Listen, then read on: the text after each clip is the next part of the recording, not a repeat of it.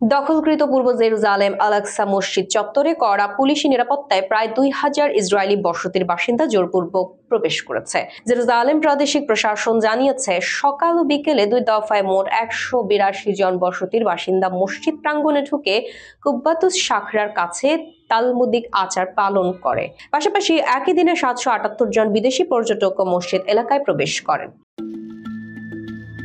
সরকারি তথ্য মতে শুধু নভেম্বরেই অবৈধ বসতির ৪,২৬৬ বাসিন্দা এবং প্রায় ১৫,০০০ বিদেশি পর্যটক আল-আকসা চত্বরে গেছেন। এতে ফিলিস্তিনি কর্তৃপক্ষ বলছে, পবিত্র মসজিদ প্রাঙ্গণকে সময় ও স্থানভিত্তিকভাবে ভাগ করে নেওয়ার ইসরায়েলের দীর্ঘমেয়াদী প্রচেষ্টারই অংশ এসব ঘটনা।